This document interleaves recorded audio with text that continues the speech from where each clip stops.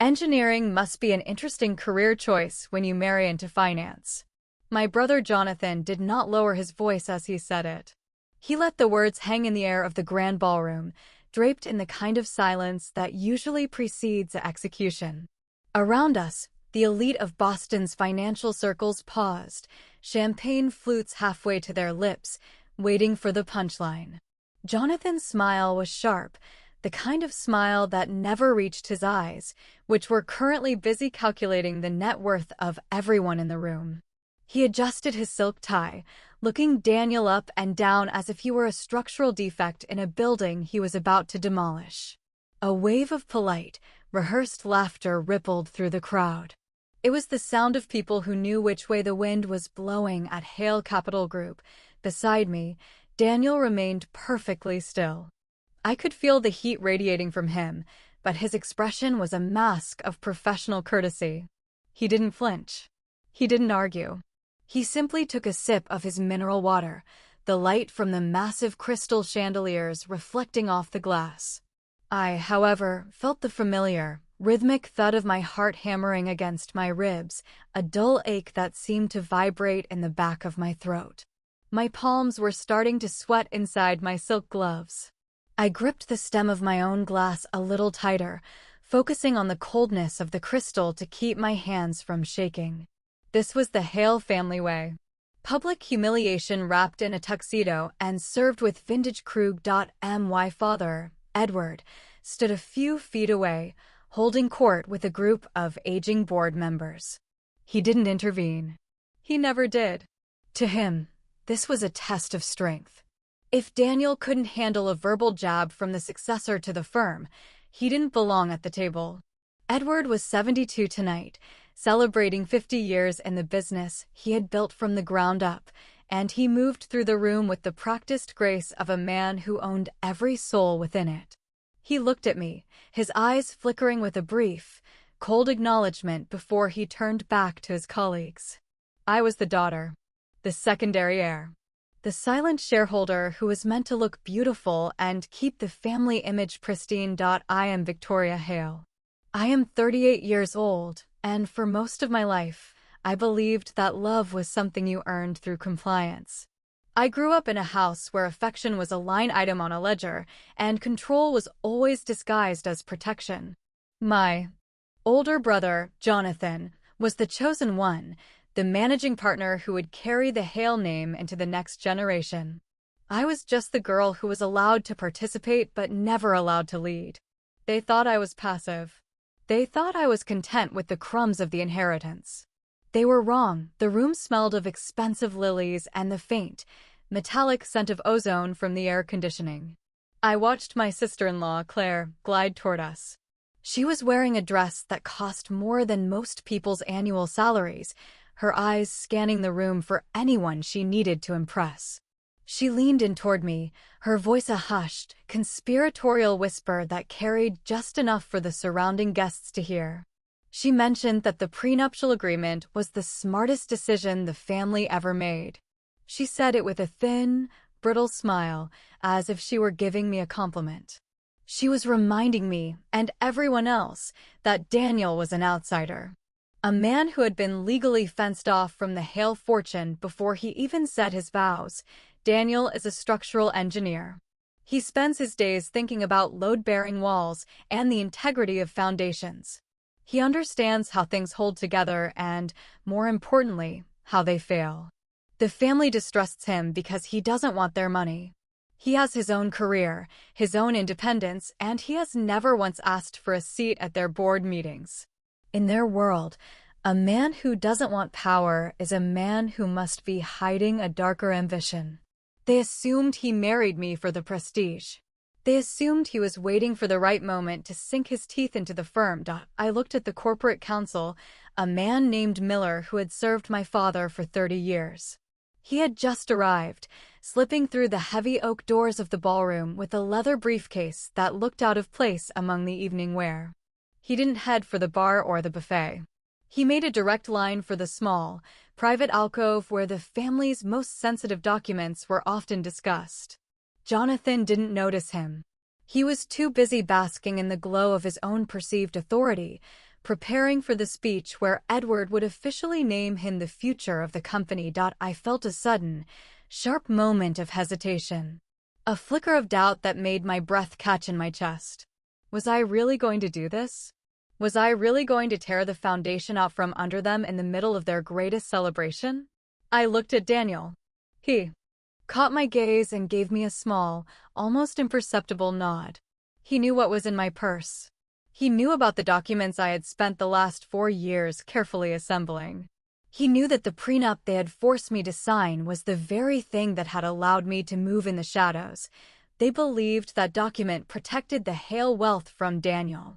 They never realized it protected my assets from them as well. Every share I had bought, every minority stake I had clawed away from retiring partners, every bit of voting power I had accumulated through my external holding entity was legally, strictly, and irrevocably mine. I had been strategically patient. I had watched them underestimate me for a decade, and I had used that invisibility to build a fortress they couldn't see. I thought about the clause Jonathan hadn't bothered to read twice. It was a standard piece of language regarding separate property, buried deep in the technical jargon of the agreement. It ensured that anything I acquired with my own dividends and personal holdings remained outside the family's collective control. They had signed it with a sense of triumph, thinking they were keeping Daniel out. They never imagined they were locking me in a room with the keys to the entire building. I'm curious. Have you ever been in a room where everyone treats you like a ghost, even though you're the only one who knows the house is on fire? Have you ever felt the weight of being the extra chair at your own family's table? It's a quiet kind of pain, the kind that settles in your bones until it turns into something harder. Something like steel. I'd love to know if any of you have had to stay silent while people who were supposed to protect you tried to erase you. Let me know in the comments. And if you've ever had to play a long game just to be seen, maybe hit that subscribe button. It's a lonely road, but the view at the end is worth it. I took a deep breath, the cool air of the ballroom filling my lungs. The music was shifting to something more formal, signaling that the speeches were about to begin. Jonathan was straightening his cuffs, looking toward the stage with an expression of pure, unadulterated arrogance. He thought tonight was his coronation. He thought he had already 1.4 years ago. When they demanded I sign that prenup, I realized something fundamental about my family. I realized that they didn't trust me. Not really. They trusted contracts. They trusted leverage. They trusted the power of a signature more than they trusted the blood in my veins. That was the day the daughter they knew died, and the strategist they feared was born. I remember the morning of the wedding. The sun had been reflecting off the glass towers of the city, and the smell of burnt coffee from the shop downstairs had drifted through my window. I had sat at my desk, looking at the thick stack of legal papers my father's lawyers had sent over. My hand had hovered over the signature line for what felt like an eternity. I wasn't crying. I was just cold. I looked at the clauses defining what was mine and what was theirs, and I saw the loophole. It was a small opening, barely a crack in the door. But I knew that if I was patient enough, I could turn that crack into a gateway. Jonathan had walked into my room that morning, not to congratulate me, but to make sure the papers were signed. He told me it was for the good of the company. He told me it was about protecting the legacy. He didn't even look me in the eye when he said it. He was already looking past me, toward the office he would eventually occupy. I signed the papers. I smiled. I let him think he had secured his future, but as I stand here now, watching him prepare to take the stage, I know the truth. The legacy isn't his. It never was. Everything changed 4 years ago, and they didn't even notice the first domino fall. They were too busy watching the front door to see me coming through the side. I looked at Edward as he stepped up to the microphone, the room falling into a respectful hush. He looked so proud. He looked so certain. It was time to remind them that in this family, ownership is the only language that matters. And I had finally learned how to speak it. My father adjusted the microphone, the slight screech of feedback cutting through the low hum of the ballroom like a razor through silk. He stood there, silhouetted against the massive arched windows of the plaza, looking every bit the patriarch of a dying empire that refused to admit its own mortality. I watched his hands.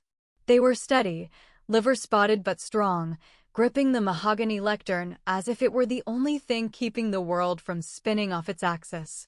He began to speak about legacy. He spoke about the blood, sweat, and tears that went into building Hale Capital, though I remember the sweat mostly being shed by the junior analysts he worked into the ground, and the tears being shed by my mother in the quiet of the pantry, beside me. Jonathan stood a little taller, his chest puffing out beneath his tailored suit. He looked like a man who had already been crowned. I could see the reflection of the stage lights in his eyes, a bright, artificial glimmer that matched the calculated warmth of his smile. He leaned over and whispered that I should make sure Daniel didn't try to engage any of the investors after the speech. He told me it wouldn't look right for a contractor to be talking shop with the heads of private equity. He didn't even wait for a response. He just assumed I would obey. The air in the room felt thick, heavy with the scent of expensive perfume and the stale, dry heat of 100 bodies in confined space. I felt a sharp, familiar pinch in my shoulder, the kind of tension that usually signals a migraine, but tonight it was just the weight of history. I remembered my 10th birthday. The memory hit me with the force of a physical blow, vivid and unbidden.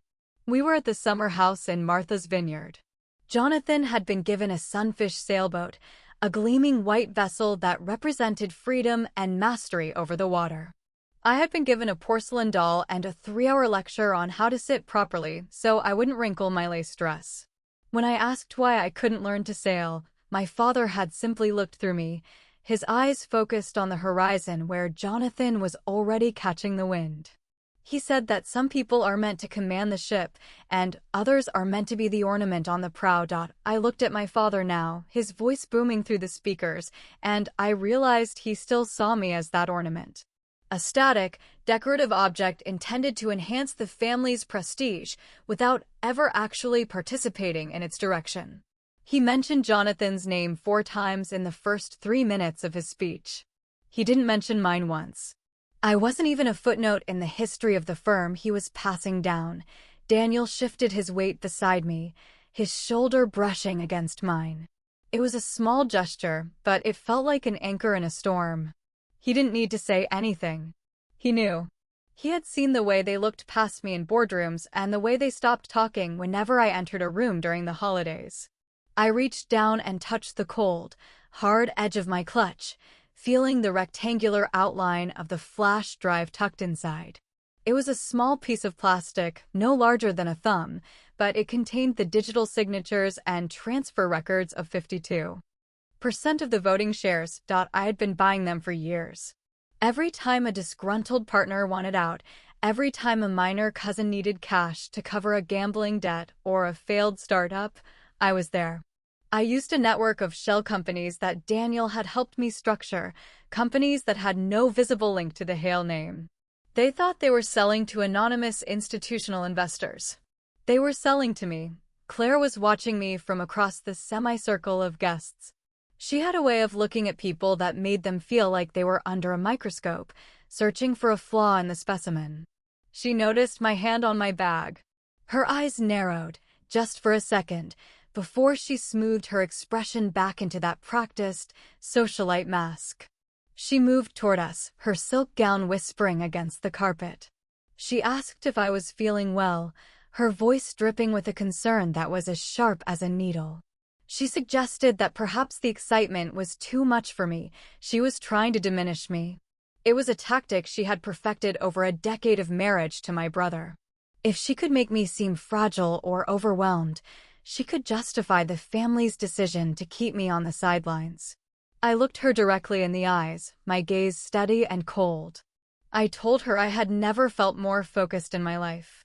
The smile she gave me in return was brittle. It looked like it might shatter if the wind changed direction. I looked back at the stage. My father was nearing the end of his introduction. He was talking about the future now, about the need for a steady hand and a clear vision. He was setting the stage for Jonathan to take the podium and announce the new direction for Hale Capital.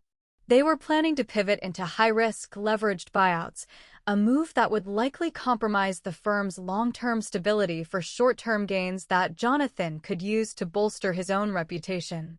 It was a reckless plan. It was a plan I was going to stop. The legal team was still hovering near the alcove. Miller, the lead counsel, looked nervous. He was checking his watch every 30 seconds, his eyes darting toward me and then back to my father. He knew what was coming. I had served the injunction papers to his office 3 hours ago, timed specifically so they would be processed just as the gala reached its peak. He hadn't told my father yet. He was too afraid to ruin the moment, or perhaps he was waiting to see which way the power shifted before he committed to a side. I thought about the silence of the last 4 years. The way I had sat through dinner after dinner, listening to Jonathan brag about deals I had actually structured behind the scenes. The way I had watched my father sign off on strategies I knew were flawed, simply because they came from his son and not his daughter. I had been a ghost in my own life. I had been the invisible child, the one who did the work while others took the credit. That silence was over. I looked at Daniel. He was watching me, his expression unreadable to anyone else, but I saw the pride in the set of his jaw. He wasn't here for the money. He wasn't here for the status. He was here because he was the only person in this room who actually saw me. I leaned into him, feeling the steady beat of his heart through his dinner jacket. My father reached the climax of his speech. He raised his glass, the amber liquid shimmering under the lights. He called Jonathan to the stage, calling him the next great lion of the Hale family. The room erupted in applause, a deafening, rhythmic sound that felt like it was pressing against my eardrums. Jonathan stepped forward, adjusted the microphone, and opened his leather-bound folder. He didn't know the folder was empty. I had replaced his notes an hour before the guests arrived.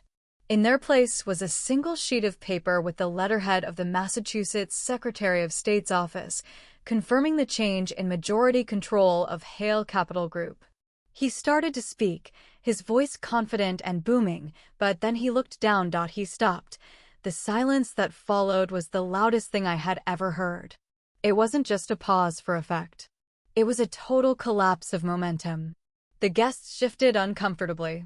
My father leaned forward, a frown creasing his forehead. Jonathan's face went from pale to a deep, mottled red. He looked at the paper. He looked at me. He looked back at the paper. He didn't understand. I let the silence hang there for a moment, savoring the feeling of the world finally coming to a halt. I watched as the realization began to dawn on him, the slow, agonizing crawl of the truth across his face. He thought he was the hunter.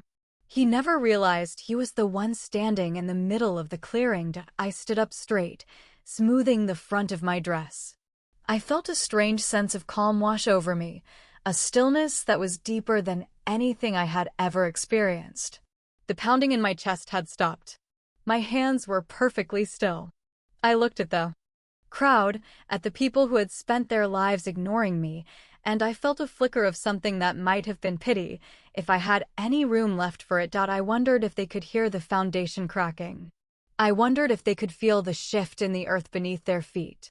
Jonathan opened his mouth to speak, but no sound came out. He was staring at the legal seal on the document, his brain trying to find a way to make it not true. He was looking for a loophole. He was looking for an exit. There was no exit. I started to walk toward the stage. Each step felt deliberate, heavy with the weight of 20 years of being pushed aside. The crowd parted for me, not out of respect, but out of confusion. They didn't know what was happening, but they knew the script had been changed. They could see it in my eyes. They could see it in the way I carried myself. I reached the bottom of the stairs and looked up at my brother. He looked small. For the first time in my life, the man who had loomed over me like a giant looked like nothing more than a frightened child holding a piece of paper he couldn't read. I'm curious. Have you ever had a moment where the person you feared most suddenly became the person you felt sorry for? Have you ever seen the mask slip off someone who thought they were invincible? It's a strange sensation, like watching a mountain turn into a molehill right before your eyes. Tell me about a time you realized you were stronger than the people who tried to keep you down. And if you're enjoying the story of how a secondary heir takes back her life, Don't forget to subscribe. There's a lot more to uncover. I climbed the first step. The wood groaned under my feet, a low, structural sound that Daniel would have identified immediately as a sign of stress. I didn't care. I kept going. I reached the podium and stood beside Jonathan. He smelled like expensive cologne and desperation. He whispered my name, his voice trembling. He asked me what I had done. I didn't answer him. I didn't need to. I turned to the audience, my voice clear and steady as it projected through the room. I told them that there had been a change in the evening's agenda. I told them that legacy isn't something you're given. It's something you build. And then I looked at my father. He was staring at me as if he were seeing me for the first time. His mouth was slightly open, his glass forgotten in his hand. He looked old. He looked tired. He looked like a man who had spent his whole life building a fortress, only to realize he had left the front door unlocked. I took the microphone from Jonathan's limp hand. The metal was warm from his grip. I looked out at the sea of faces, the elite of Boston, the people who ran the world, and I smiled. It wasn't a sharp smile. It wasn't a cruel smile. It was the smile of someone who had finally come home. I told them that the meeting was officially called to order. I could hear the hum of the air conditioning system, a low, mechanical thrum that seemed to vibrate through the soles of my shoes. It was the only sound in the room. The hundreds of people in the ballroom, the titans of industry and the social elite of Boston, were frozen in place like a collection of wax figures. My father's face was a map of confusion, the lines around his eyes deepening as he tried to process the sight of his daughter standing where his son should have been. Jonathan was still beside me, his hand hovering near the podium as if he wanted to snatch the microphone back, but couldn't find the strength to move his arm. He looked like a man who had been struck by lightning and was just waiting for his heart to realize it had stopped. I adjusted the height of the stand. The cold metal felt grounding against my skin, a stark contrast to the suffocating heat of the stage lights. I looked out at the front row, where my mother sat. She was clutching her pearl necklace so tightly I thought the string might snap, scattering white spheres across the floor like tiny, panicked casualties. She had spent 40 years teaching me that a woman's power was found in her husband's shadow. She was watching her world dissolve in real time. I told them that tonight was not just a celebration of the past 50 years, but a transition into a new era of governance. My voice was steady, projected with a clarity I didn't know I possessed. I saw Miller, the lawyer, finally move. He stepped out of the shadows of the alcove, his face pale, holding a tablet as if it were a shield. He knew the legal reality. He had seen the filings. He knew that the documents I had submitted were ironclad, verified by 3 different third-party audits and the Secretary of State's office. Everything changed 4 years ago. I remember a rainy Tuesday in November. I had brought a proposal to my father's office, a detailed plan to diversify our holdings into sustainable infrastructure. I had spent 6 months on the research, consulting with Daniel's firm on the technical feasibility and the long-term ROI. I had walked into that mahogany-lined room with hope. My father didn't even open the binder. He didn't look at the charts. He handed it to Jonathan without a word, and Jonathan had laughed, a short, barking sound that felt like a slap. He called it a boutique project and told me to focus on the charity gala instead. He told me that real finance was for the men who understood how to play the game. They thought I left that office defeated. They were wrong. I went home and I sat in my study, watching the rain streak against the glass. I realized that as long as I played by their rules, I would always lose. I needed to change the game. I began the process of setting up Obsidian Holdings, a private entity that had no visible connection to the Hale family. I used my personal dividends, the ones they thought I was spending on jewelry and travel, to slowly buy back the shares they were liquidating to fund Jonathan's increasingly risky expansion plans. Every time a minority partner retired or a cousin got bored with the family business, Obsidian was there. We were the quiet buyer. We were the anonymous investor who asked no questions and paid in cash. I watched Jonathan now. He finally found his voice, though it was thin and cracked. He stepped toward me and whispered that I was making a fool of myself. He told me to get off the stage before he had security remove me. He actually reached for my arm. I didn't move. I didn't flinch. I just looked at him, and for the first time in my life, I wasn't afraid of him. I saw the fear in him. It was a dark, oily thing that sat behind his eyes, the realization that the ground he had been standing on was gone. I leaned into the microphone. I informed the room that as of 4 p.m. this afternoon, Obsidian Holdings had finalized the acquisition of a controlling interest in Hale Capital Group. I stated the number clearly, 52%. The gasp that went through the room was collective, a sharp intake of breath that sounded like a gust of wind through dry leaves. I saw my father stand up. He didn't say anything, but the way he gripped the edge of the table made the knuckles of his hands turn a ghostly white. He had built this company on the idea of absolute control. He had designed the corporate bylaws to ensure that the family would always hold the reins. He had never imagined that the threat would come from inside the house. He had spent so much time worrying about Daniel, the outsider who might try to steal the family silver, that he never noticed his own daughter was redesigning the locks. The irony was almost poetic. The prenuptial agreement they had forced me to sign was the very thing that had kept my moves invisible.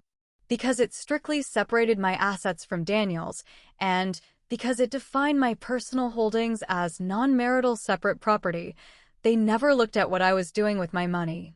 They assumed I was just a passive recipient of wealth. They thought the prenup was a cage. I had turned it into a cloak of invisibility. I looked at Claire. She was staring at me with an expression of pure, unadulterated shock. Her social standing, her identity, her very life was tied to Jonathan's position as the head of the firm. She was realizing that the hierarchy she had worked so hard to climb had just collapsed. She looked at me, and I saw the moment she understood that I wasn't the quiet sister anymore. I was the person who decided if she kept her house. I looked back at my father. I could see the wheels turning in his head, the desperate search for a legal countermove. But I had been thorough. I had used his own lawyer's precedents against him. I had used the various structures he created to protect the firm from hostile takeovers to ensure that this takeover was irreversible. I told the room that there would be a formal board meeting on Monday morning to discuss the restructuring of the executive team. I used the word restructuring with a deliberate, surgical precision.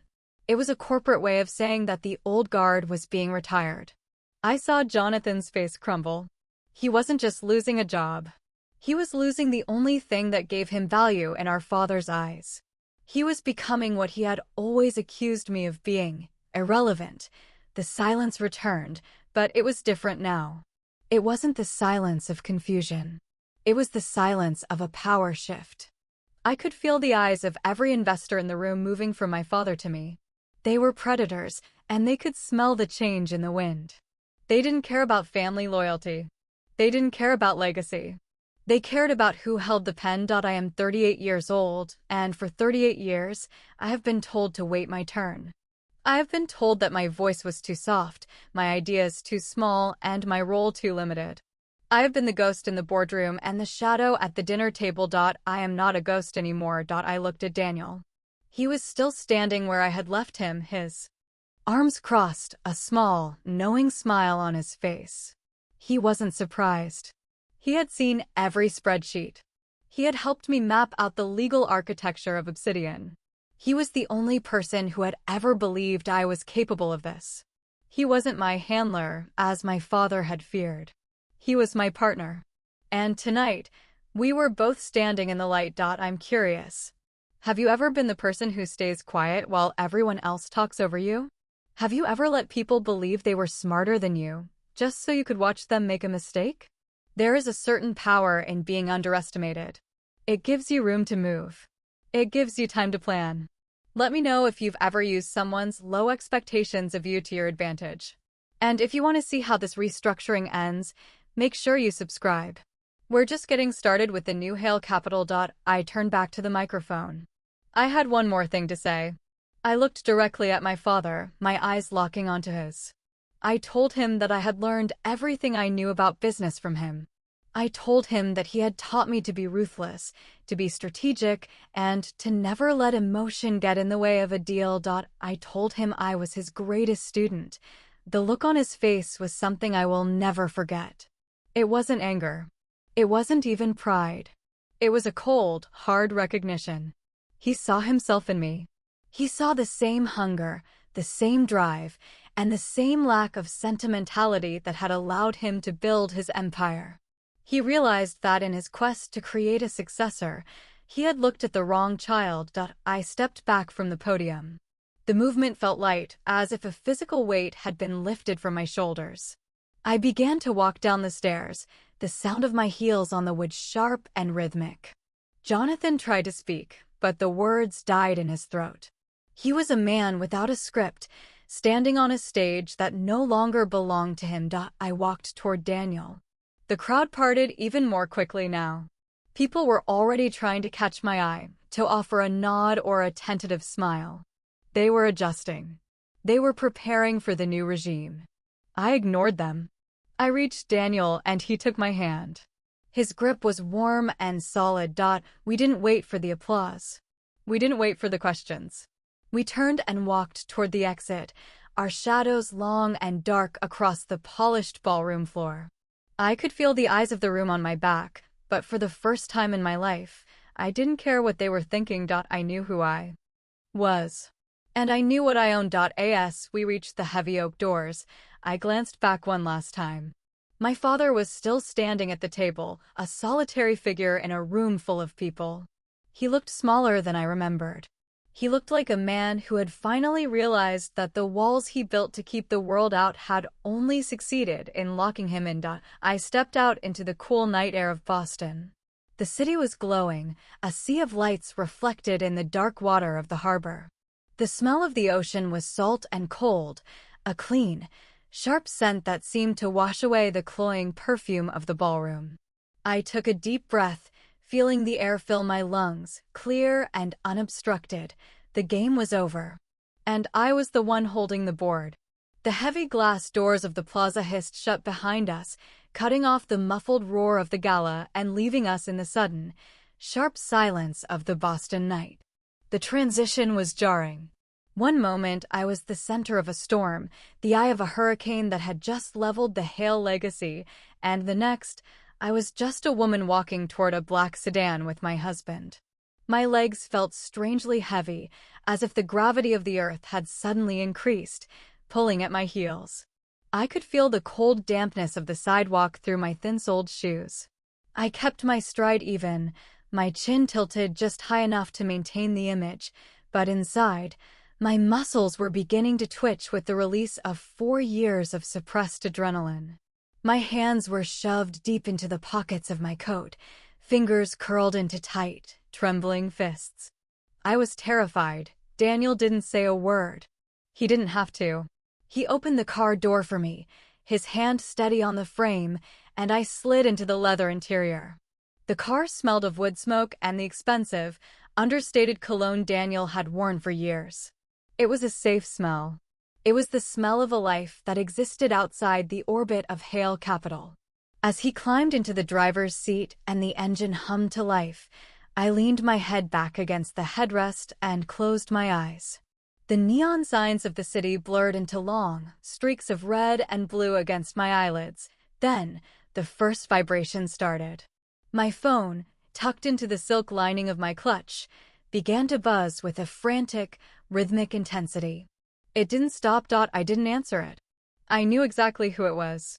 Jonathan would be calling first, his voice likely a cocktail of rage and disbelief, demanding to know how I had bypassed the family's right of first refusal. Then would come my father, his voice probably low and dangerous, the sound of a man who had never lost a battle and didn't know how to start now. I let the phone vibrate until it went silent, only for it to start again 3 seconds later. It was a digital ghost, haunting the small space of the car. I watched the city lights flash by, the familiar silhouette of the Custom House Tower standing like a sentinel over the harbor. I thought about the sheer arrogance of my brother. Jonathan had possessed every opportunity to secure those shares himself. For 3 years, as the elder partners began to eye their exit strategies, the board had issued notices of intent to sell. Jonathan had seen every single one of them. He had simply ignored them. He was so convinced that no one else would dare to move on Hale Capital that he let the notifications sit on his desk, buried under reports for his speculative tech acquisitions. He thought the family name was a shield that would protect him from the basic laws of supply and demand. He was wrong. I remembered a specific afternoon 3 years ago, a Tuesday that felt like every other Tuesday. I had walked into Jonathan's office to discuss a small block of shares being released by the estate of a founding partner. I had the numbers in my hand, a clear analysis of how those shares would consolidate our voting bloc.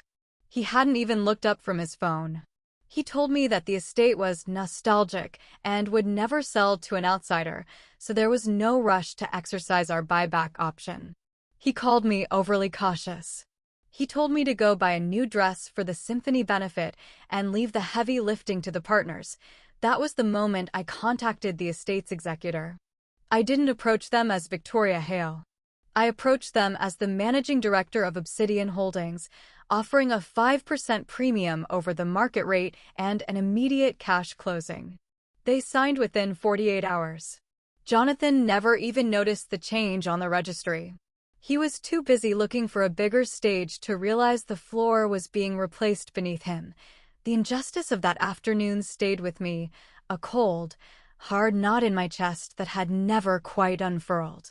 It wasn't just the dismissal, it was the total lack of respect for the intelligence I had brought to the table. I had been the one doing the due diligence. I had been the one identifying the risks in his leveraged buyouts. I had been the one protecting the firm while he was busy branding it. The silence in the car was broken by the soft click of the indicator as Daniel turned onto our street. He finally spoke, his voice low and grounding. He asked me if I was okay. I looked at him, the shadows of the passing trees dancing across his face. I told him I was fine. It was a lie, but it was a necessary one. I wasn't fine. I was exhilarated and nauseous and exhausted all at once. I felt like I had just jumped off a cliff and was still waiting to see if the parachute would open. We pulled into our driveway, the headlights catching the brickwork of our home. It was a modest house by Hale standards, a place we had bought with Daniel's income and my own salary, purposefully kept separate from the family estate. I loved this house. It was the only place in the world where I didn't have to be a Hale. I didn't have to be a strategist or a successor. I could just be Victoria, but as I looked at the dark windows, I realized that the war I had started tonight would follow me here. There would be no more, just being Victoria. I had claimed the throne, and now I had to defend it. I stepped out of the car, the air feeling even colder now that the adrenaline was beginning to fade. My phone buzzed again. This time, the caller ID showed my mother's name. I hesitated, my thumb hovering over the screen. Of all the people in that ballroom, she was the one I had hurt the most, not because I had taken the firm, but because I had broken the image of the perfect, submissive family she had spent her life cultivating. To her, this wasn't a business move. It was a betrayal of the natural order. I let it go to voicemail. Inside, the house was quiet, the air smelling of the lavender candles I liked to burn in the evenings. I walked into the kitchen and poured myself a glass of water, my hands finally steadying as the domesticity of the space began to anchor me. Daniel came in behind me, tossing his keys onto the counter. He watched me for a long moment, his eyes searching mine. He asked me what the next move was. I told him the next move was the board meeting. Monday morning, 9 a.m. I had already instructed Miller to prepare the transition documents, though I knew the firm's internal legal team would try to find a way to contest the validity of the Obsidian acquisitions. They would search for a conflict of interest. They would look for a breach of fiduciary duty. They would try to claim that I had used insider information. They would fail. I had been meticulous. Every trade had been executed through a blind trust. Every negotiation had been handled by third-party intermediaries. I had never once used a Hale Capital computer or a Hale Capital phone to conduct Obsidian business.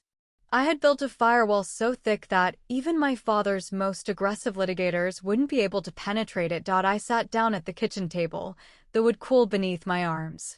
I thought about my father. I thought about the look on his face when I took that microphone. It wasn't just shock. It was a recognition of his own reflection. He had spent his life teaching me that the only thing that mattered was power, and then he was surprised when I actually used it. He had created the monster that was now knocking at his door. I felt a sudden, sharp pang of regret, a fleeting thought that maybe I should have just walked away. Maybe I should have taken my dividends and moved to Europe, lived a quiet life, and forgotten the name Hale altogether. But then I remembered the way Jonathan had looked at Daniel tonight. I remembered the way he had dismissed Daniel's career as if it were a hobby. I remembered the way they had tried to use a legal document to strip me of my agency before I even got married.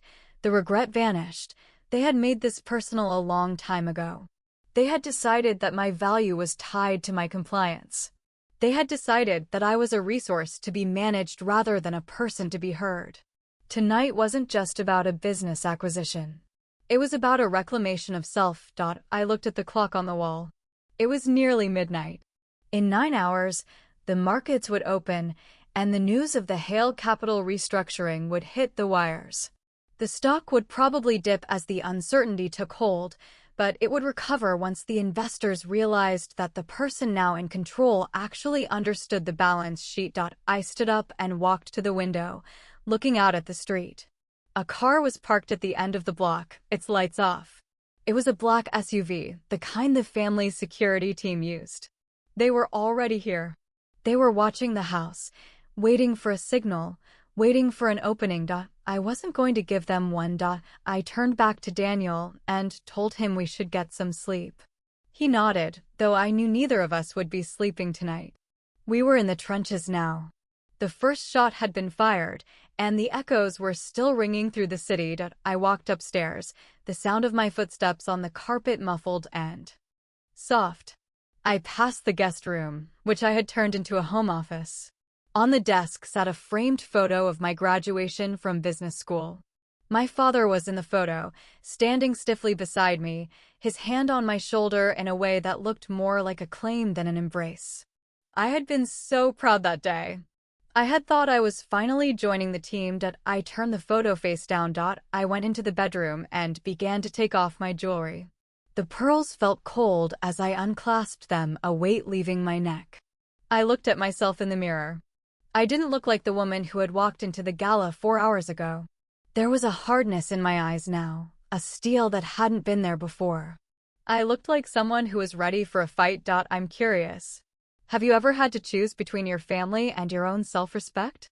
Have you ever realized that the people who raised you were the ones holding you back the most? It's a painful realization, like a bone breaking and resetting in the wrong direction. Tell me how you handled it. And if you're ready to see how the board reacts when I walk into that room on Monday, stay tuned. The real work is just beginning. I climbed into bed, the sheets crisp and cool. Daniel was already there, his back to me, but I could tell by the way he was breathing that he was wide awake. I reached out and touched his shoulder, a silent thank you for the 4 years of patience and the 4 hours of strength. He didn't move, but he reached back and took my hand, his fingers lacing through mine. The phone on the nightstand buzzed one last time. It was a text from Jonathan. It was only 3 words long. You've ruined everything. I didn't delete it. I wanted to keep it. I wanted it to be the first thing I saw in the morning. It was a reminder of exactly what I had accomplished. I hadn't ruined everything. I had just finished what they started. I closed my eyes and waited for the sun to rise. The sunrise over the Charles River was a bruised purple, the kind of light that makes everything look a little more tired than it actually is.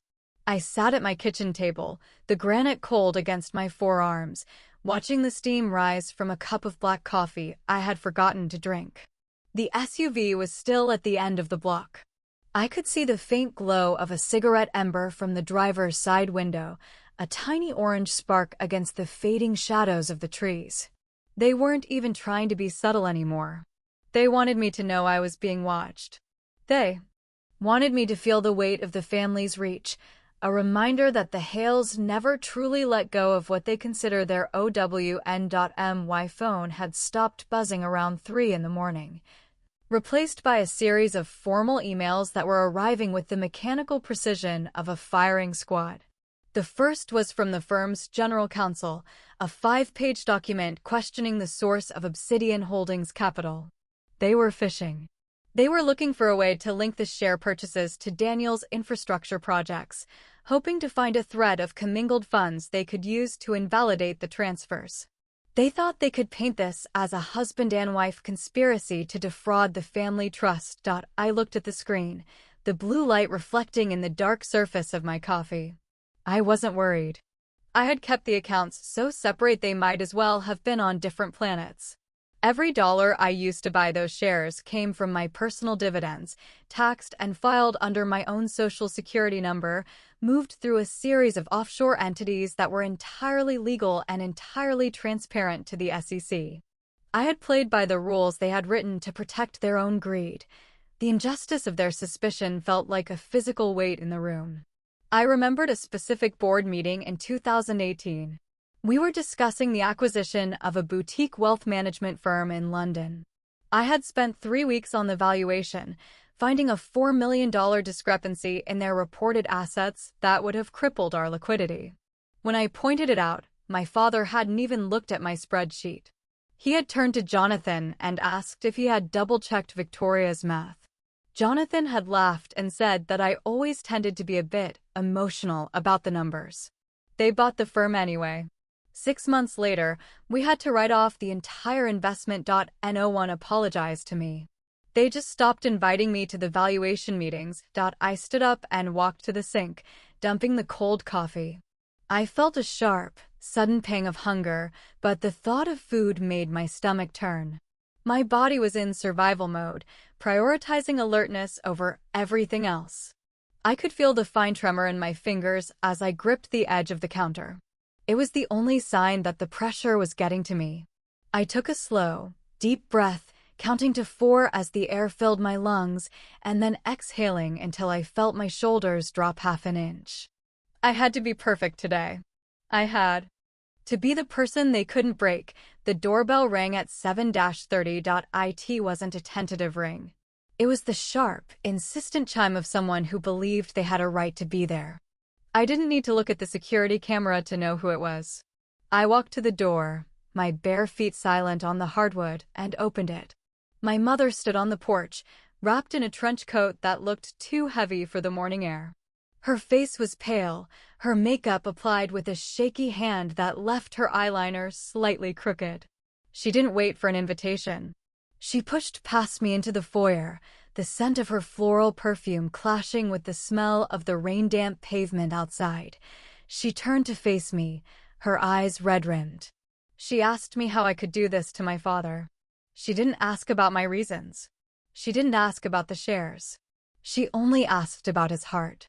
She told me that Edward was in his study, refusing to eat, staring at the portrait of his own father as if the dead could offer him a way out of this humiliation. She said I was destroying the only thing that held our family together. I watched her, and for a moment, I felt a flicker of the old Victoria. The one who wanted to apologize. The one who wanted to make it right just to stop the crying. But then I looked at the way she was holding her handbag, the way she refused to look me in the eye, and I realized she wasn't here as my mother. She was here as an envoy. She was here because the men in the family were too proud to beg, so they sent the person they thought I couldn't say no to. I told her that the family wasn't being destroyed. It was being held accountable. Her reaction was immediate. She stepped back as if I had struck her, her hand flying to her throat. She called me cold. She told me that Daniel had poisoned my mind, that he had turned me against the people who had given me everything. She said I was a Hale, and that Hales didn't act like common corporate raiders. She was crying now, real tears that tracked through her foundation, but I stayed where I was. I didn't reach out to comfort her. I remembered her silence during the prenup negotiations.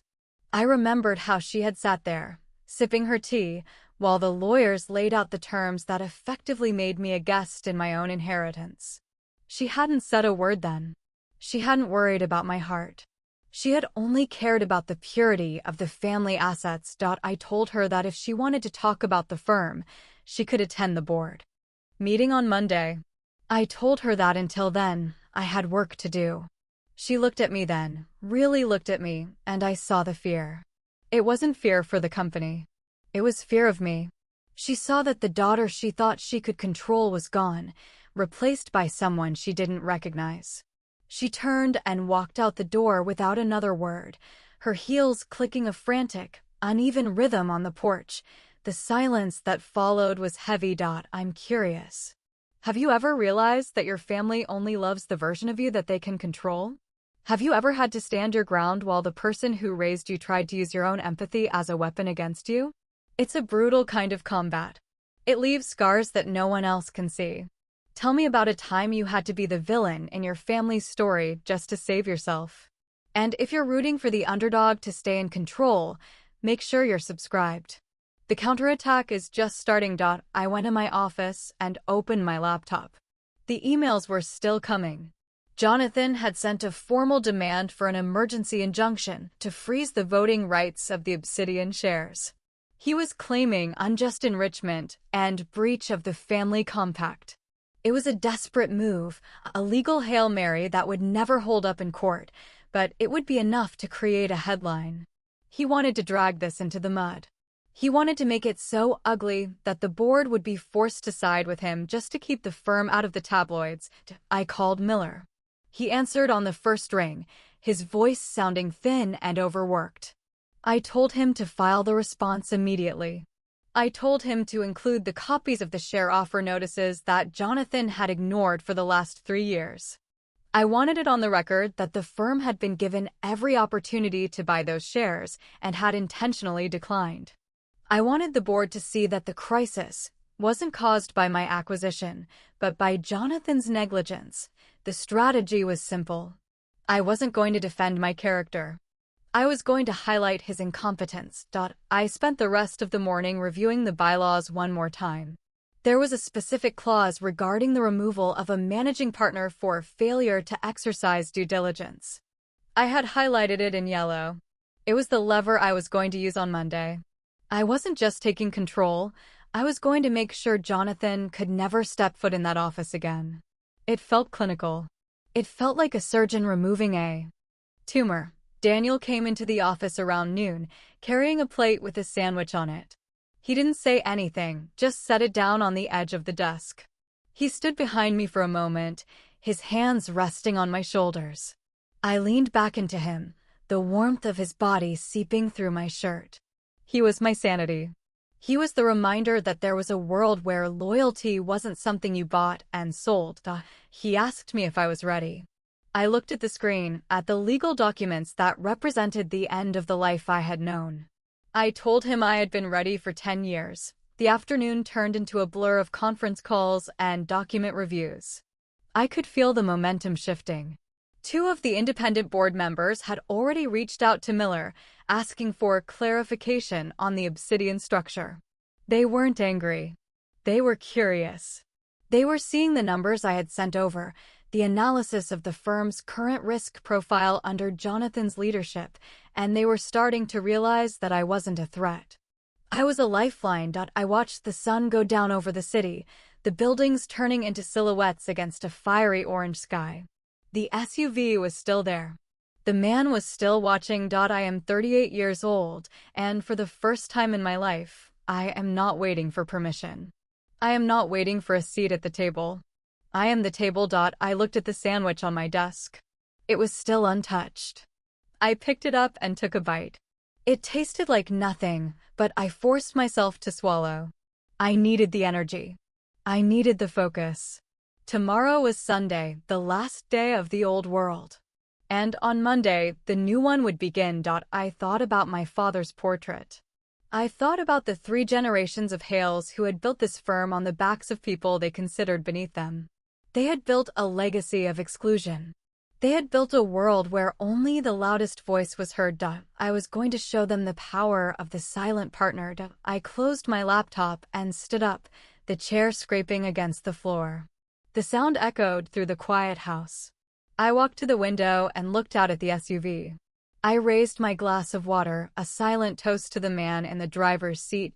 He didn't move. But I knew he saw me. The game had moved from the ballroom to the boardroom, and I was already 3 moves ahead. I knew exactly what Jonathan was going to say on Monday. I knew exactly what my father was going to do. And I knew exactly how it was going to end. The foundation was solid. The walls were up. Now it was just time to move in.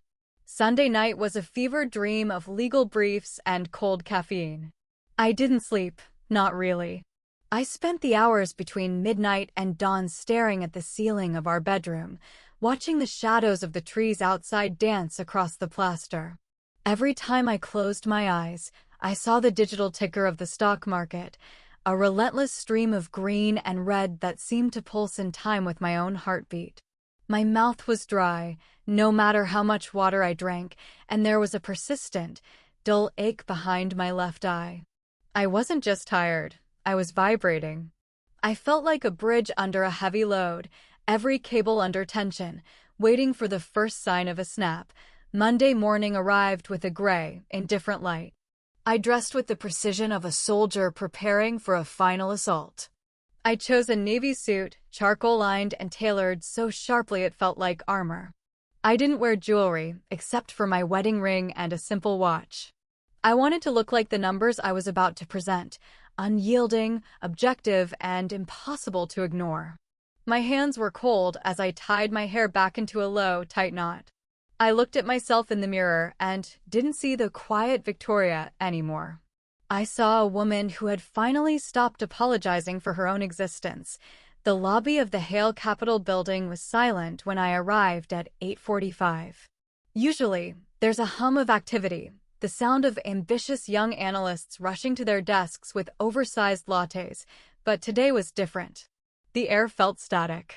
The security guard, a man named Marcus who had worked there for 15 years, didn't greet me with his usual, "Good morning, Miss Hale." He just nodded, his eyes lingering on my face a second too long, before scanning my badge. He knew. Everyone knew something was happening, even if they didn't know the specifics. The rumor mill in a firm like this is more efficient than the Bloomberg terminal. I took the elevator to the top floor. The ride felt interminable, the soft chime of each floor marking the distance between my old life and whatever was about to happen next. When the doors opened to the executive suite, I was met with a wall of glass and the smell of expensive floor wax. They were already in the boardroom. I could hear Jonathan's voice through the heavy mahogany doors. He was shouting. Not the loud, booming shout of a leader, but the high-pitched, frantic yelling of a man who realized the leash had been cut. He was demanding that Miller find a way to nullify the trades. He was calling the Obsidian acquisitions a hostile act of domestic terrorism. It was pathetic. I paused outside the door, my hand hovering over the brass handle. My chest felt tight, a sharp, stabbing pain that made it hard to take a full breath. I had spent my entire life trying to avoid this specific confrontation. I had spent 38 years being the peacekeeper, the one who smoothed over the cracks in the family facade. I pushed the door open. The silence that followed was absolute. My father was at the head of the table, his face a mask of cold, concentrated fury. Jonathan was standing near the windows, his tie loosened, his hair disheveled. He looked like he hadn't slept either. Claire was sitting in the corner of the room, her presence a violation of board protocol, but no one had the energy to ask her to leave. She looked at me with a mixture of fear and pure, concentrated loathing. I didn't wait for an invitation.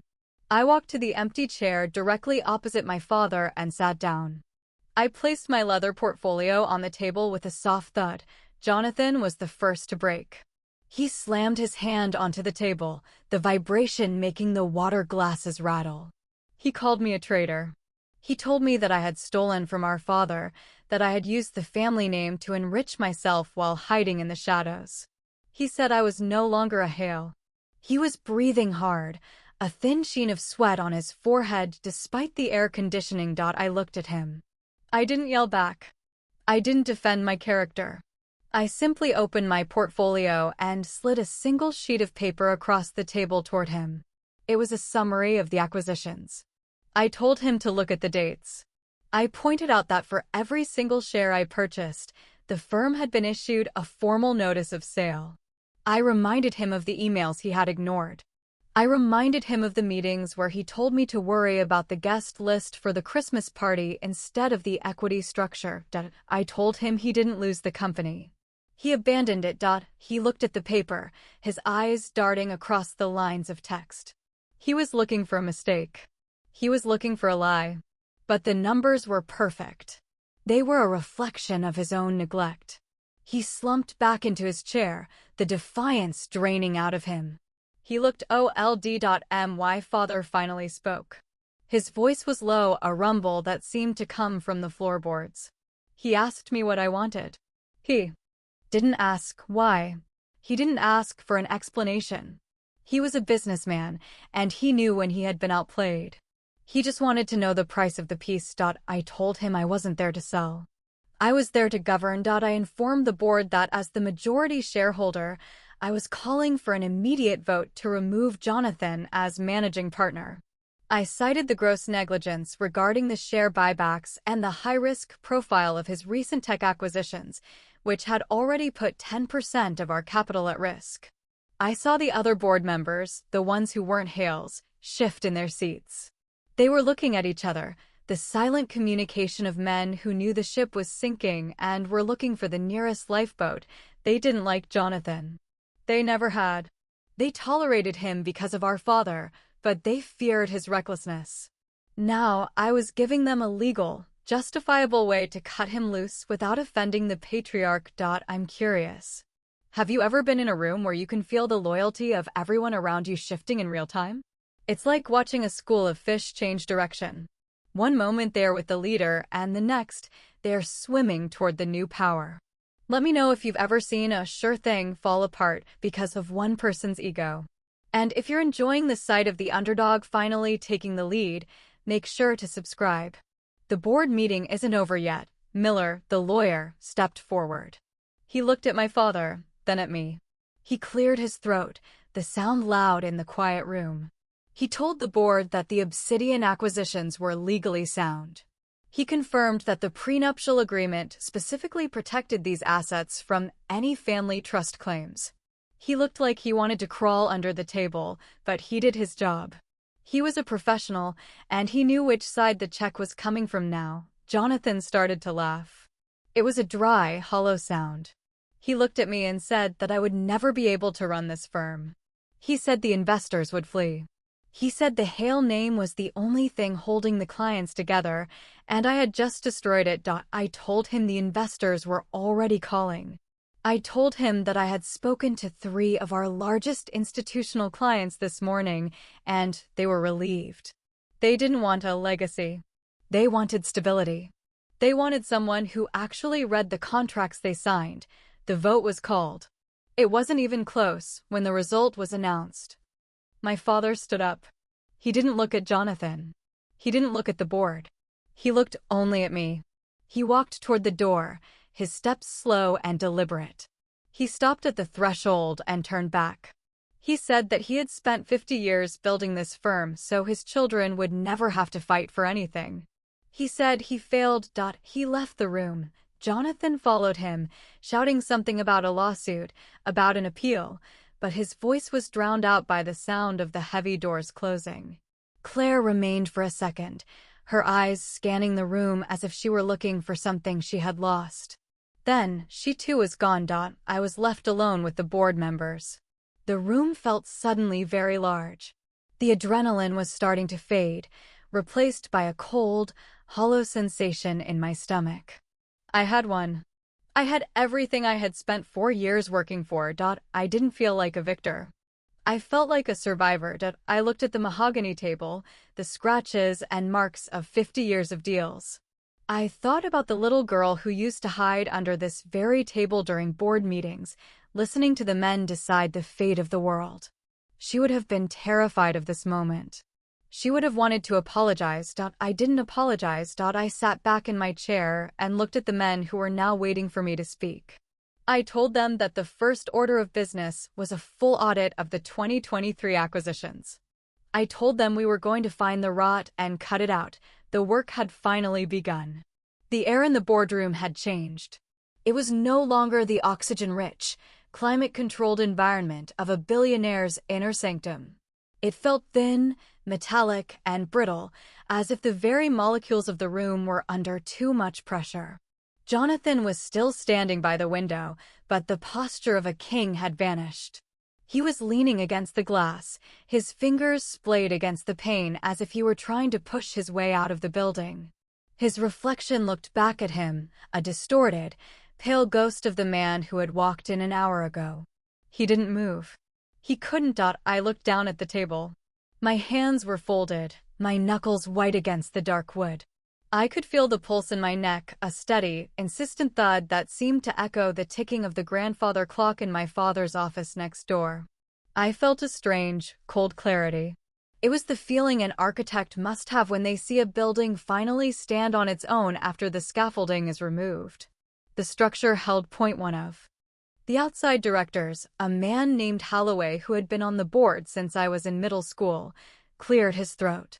He looked at me with a new kind of intensity, a gaze that was calculating and respectful in a way it had never been when I was just Edward's daughter. He asked the question that everyone was thinking. He asked how I had managed to bypass the family's right of first refusal. I turned my head slowly to look at him. My voice was quiet, but it filled the room. I explained that I didn't bypass anything. I reminded the board that according to Article 4, Section 3 of the corporate bylaws, the right of first refusal only applies to transfers between family members or to outside third parties. It does not apply to the open market purchase of shares that have been formally rejected by the managing partner in writing. I looked at Jonathan. He didn't look back. I pulled a second folder from my bag. Inside were 12 separate letters, all signed by Jonathan over the last 3 fiscal years. In each one, he had formally declined to exercise the firm's option to buy back shares from retiring minority partners. He had cited capital preservation for strategic expansion as the reason. He had wanted that cash to fund his vanity projects, his tech acquisitions that were now bleeding the firm dry. He had literally signed away his right to stop me. Every time he said no to a buyback, he was opening a door for Obsidian Holdings. He was so arrogant that he never bothered to ask who was buying the shares he didn't want. He assumed it was just some faceless institutional fund that would vote with the family out of habit. He never imagined that the faceless fund was me. The silence that followed was heavy, like the air before a summer storm. I felt a flash of a memory, sharp and jagged. I was 24. It was my first week at the firm. I had found a minor accounting error in one of the real estate trusts, a small detail that would have saved the family $60,000. When I brought it to my father, he didn't even look up from his newspaper. He told me that $60,000 was rounding error and that I should focus on making sure the catering for the shareholder lunch was appropriate. He told me that my eye for detail was a feminine trait that would make me a good administrator, but a poor leader. I looked at him now. He was sitting in his chair, his hands resting on the table. He looked smaller than he had in the ballroom. The light from the window caught the silver in his hair, making him look fragile. He was stunned. He had spent his whole life building a fortress, and he had just realized that the architect of his downfall was the person he had hired to pick out the curtains. Jonathan finally turned around. His face was a mask of desperation. He tried to claim that the whole thing was a sham. He started shouting about Daniel. He pointed a finger at me, his hand shaking, and accused me of using Daniel's engineering firm as a front. He said that Daniel had influenced the purchases, that he had provided the capital, and that this was a violation of the marital influence clause in our prenuptial agreement. He was grasping at straws, trying to find a legal hook to pull me down. I felt a ghost of a smile touch my lips. It was a cold, clinical feeling. I invited Miller to explain the second layer of the legal reality. Miller stood up, his posture stiff. He didn't look at Jonathan. He looked only at the board. He informed them that he had personally reviewed the financial trail of every Obsidian purchase. He confirmed that the funds were derived solely from Victoria's personal dividend accounts and her grandmother's estate, which had been left to her in a private trust. Then he delivered the killing blow. He reminded the room that the prenuptial agreement, the very one my father and Jonathan had insisted on, contained a strict separation of assets clause. That clause was designed to ensure that Daniel Mercer could never claim any right to Hale assets. But it worked both ways. It also legally prevented the Hale family from claiming that Daniel had any involvement, influence, or commingled interest in Victoria's separate property. By forcing me to sign that document, they had legally insulated my moves from their own interference. They had created a wall that worked against them. The irony was a physical presence in the room. They had built a cage for me, and I had used the bars to build a ladder. I looked at Claire. She was sitting perfectly still, her hands gripped together in her lap. She was a woman who lived for the social hierarchy of Boston. She understood exactly what this meant. This wasn't just a business loss. It was a social execution. Jonathan was no longer the heir apparent. He was no longer the managing partner. He was a minority shareholder with no authority and a reputation for being outplayed by his sister. The invitations would stop. The deference would vanish. She was watching her entire identity dissolve in the space of a 30-minute board meeting. She caught my eye, and for a second, I saw a flicker of something that wasn't hate. It was recognition. She knew what it was like to be a woman in this family. She had chosen to survive by playing their game, by becoming a decorative extension of Jonathan's power. I had chosen a different path. She looked away first. Jonathan walked back to the table, his movements heavy and uncoordinated. He looked like he wanted to say something, to offer a final defense, but the words wouldn't come. He realized he was no longer the managing partner. He was just a man in an expensive suit, standing in a room that no longer belonged to him. The power had shifted so completely that it felt like the room itself had tilted. My father stood up. He didn't say anything to the board. He didn't look at the directors who were already whispering among themselves. He walked toward me. For a moment, I thought he might actually reach out, might try to reclaim some shred of paternal authority. I felt my shoulder muscles tighten, a defensive reflex I hadn't been able to shake in 30 years. He stopped a few feet away. He looked at me, and I saw a strange, dark glimmer in his eyes. It wasn't love. It was a cold, hard respect. It was the look a predator gives to the one who finally managed to take him down. He realized that I was exactly the successor he had always wanted. I was ruthless. I was patient. I was brilliant. I was just the wrong gender. He turned and walked out of the room, his footsteps echoing on the marble floor of the hallway. Jonathan followed him like a wounded animal, not looking back at the board or at me. He was a ghost in his own company. Claire stood up and walked out behind them, her head held high, though I could see the slight tremor in her hands. The board members sat in a stunned silence. They were waiting for me. They were waiting for the new chairwoman to give them their orders. I felt a wave of exhaustion hit me, a sudden, heavy fatigue that made my eyes burn. I wanted to go home. I wanted to sit in my quiet kitchen with Daniel and listen to the sound of the rain, but I didn't move. I couldn't move yet. I looked at the empty seat at the head of the table. It was a massive, leather-bound chair that seemed too large for any one person. I didn't want it. I didn't want to be the new Edward. I didn't want to rule through fear and exclusion. I wanted to build something that wouldn't collapse the moment someone looked at the foundation. I turned to Holloway. I told him that the transition would begin immediately. I told him that I expected a full report on the tech portfolio by Friday. I told him that the era of legacy governance was over. My voice was steady, a sharp, clear sound that cut through the lingering tension of the room. I'm curious. Have you ever had a moment where you realized that the very thing meant to hold you back was the key to your freedom? Have you ever seen a plan come together so perfectly that it felt like destiny? It's a powerful feeling, like finally breathing after being underwater for years. Tell me about your aha moment. And if you're waiting to see how the family handles the aftermath of this total takeover, make sure you stay with me for the final chapter. The dust is still settling. I stood up and gathered my papers. My hands were perfectly still now. The tremors had stopped. I felt a sense of peace that was deeper than anything I had ever known.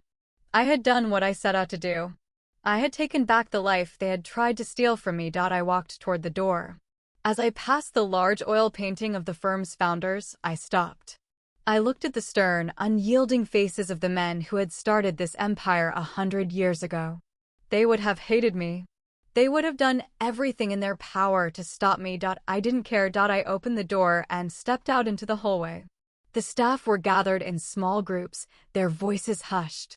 They watched me pass, their eyes wide with a mixture of curiosity and fear. I didn't stop to talk. I didn't need their approval. I reached the elevator and pressed the button. As the doors began to close, I saw Jonathan standing by the receptionist's desk, looking lost. He looked like a man who had forgotten where he parked his car. He looked small. I looked at my reflection in the polished metal of the elevator doors. I looked like a Hale, but as the elevator descended, I thought about the words my father had said to me on the day I got married. He had told me that the prenup was the only thing standing between the family's wealth and a man who didn't deserve it. He had been so proud of that document. I whispered the truth to the empty elevator. The prenup protected the family's assets. It just didn't specify which member of the family. The doors opened into the lobby, and I walked out into the city. The sun was shining now, the light reflecting off the glass towers like a thousand diamonds. I took a deep breath of the cold, crisp air. I was free, and for the first time in 38 years, I was exactly where I was supposed to be. The heat of August has finally broken, replaced by a September wind that smells of salt and turning leaves. I am sitting in my new office on the 42nd floor, a space that is smaller and more modern than the mahogany tomb my father occupied for half a century. From here, I can see the entire harbor, the container ships moving with a slow, rhythmic grace that reminds me of the inevitability of time. My desk is clear, save for a single tablet and a glass of sparkling water. I don't need the clutter of paper to feel powerful. My power is written into the digital code of the firm's registration, a permanent record of a shift that cannot be undone. 6 months have passed since the night of the gala. The headlines have long since faded, replaced by news of newer scandals and more volatile markets. For Hale Capital, the transition was surgical. I didn't take the CEO title for myself. I knew that the firm needed more than a change of name. It needed a change of culture. I hired Marcus Thorne, a man who built his reputation on transparency and technical precision. He doesn't owe my family anything. He doesn't care about the Hale bloodline. He only cares about the alpha, and for the first time in a decade, our numbers are actually moving in the right direction. I am the chairwoman. I set the strategy, I oversee the board, and I make sure the foundation remains solid. My days are no longer spent asking for permission or waiting for a seat at the table. I built my own table. I saw Jonathan yesterday. He was in the building to sign some documents related to his remaining minority shares. He didn't come up to the executive suite. He stayed in the lobby, leaning against the marble counter as if he were a visitor in his own life. He has lost weight, and his suits don't fit him with the same arrogant precision they once did. He looked at the digital directory, his name's still there but listed without a title, just a line item in a sea of corporate data. He didn't see me watching him from the mezzanine. He is a ghost. I remembered a rainy afternoon 15 years ago. I had been working on a pitch for a renewable energy fund, a project I truly believed in. Jonathan had walked into my cubicle, picked up my research, and spilled his coffee across the cover page. He didn't even apologize. He told me the world didn't need Save the Planet funds, it needed more leverage. He had laughed as he watched the brown liquid soak through my hard work, turning months of effort into a soggy, illegible mess. I watched him in the lobby yesterday and felt nothing but a dull, distant pity. The man who once thought he could drown my career in a cup of coffee was now reduced to waiting for an assistant to bring him a pen. The injustice of that afternoon didn't burn anymore. It had been neutralized by the reality of his current irrelevance. Family gatherings have become a study in practiced restraint. We had dinner at the estate last Sunday, a tradition my mother refuses to abandon, though the atmosphere is now more like a summit between rival nations than a family meal. We sit at the long table, the silver polished to a blinding shine, and talk about the weather and the latest opera season. We don't talk about the firm. We don't talk about the voting shares. My father sits at the head of the table, his movements slow and deliberate. He has retired quietly, spending most of his time in the garden or his library. He is polite to me. He treats me with a formal, distant respect that is harder to bear than his old dismissal. He knows he lost. Claire was there, too. She was wearing a dress that was perhaps a bit too young for her, her eyes darting around the room as if searching for the social status she used to command. Her influence in the city has vanished. Without the title of managing partner's wife, she is just another wealthy woman in a city full of them. The invitations to the most exclusive galas have slowed down. People who used to fawn over her now find reasons to be elsewhere when she enters a room. She looks at me with a resentment so pure it's almost admirable. She still thinks I stole something. She hasn't realized that you can't steal what was never earned. Daniel was by my side, as always. He handled the dinner with his usual quiet dignity. He doesn't engage in the family's subtle power plays. He doesn't need to. He is still an engineer, still spending his days on construction sites and in design meetings. He recently won the contract for the New Harbor Bridge project, a massive undertaking that has nothing to do with Hale Capital. He is proud of his work. He is proud of me. Our marriage is the only thing in my life that hasn't changed, and yet it is the thing that makes all the other changes possible. He is my anchor. I am 39 now. I have realized that power inside a family is rarely about love or even about competence.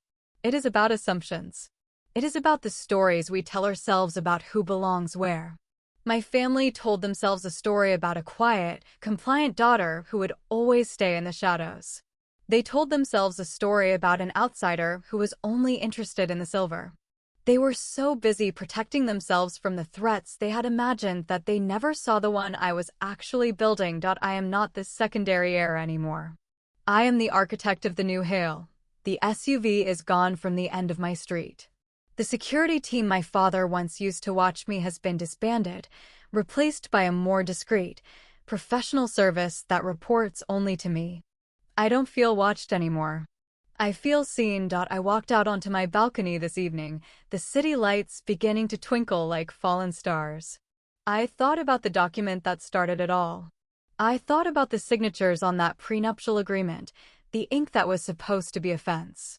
They thought they were locking me out of the family's future to protect it for Jonathan. They were so focused on the person they thought Daniel was that they never looked at the person I was becoming. It is a strange thing to be the one who finally tells the truth in a family built on lies. It's a lonely position, but the air is clearer up here. The foundation is solid. The structure is sound.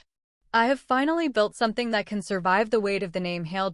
My family believed the prenup protected them from the wrong person. They never imagined it protected me from them.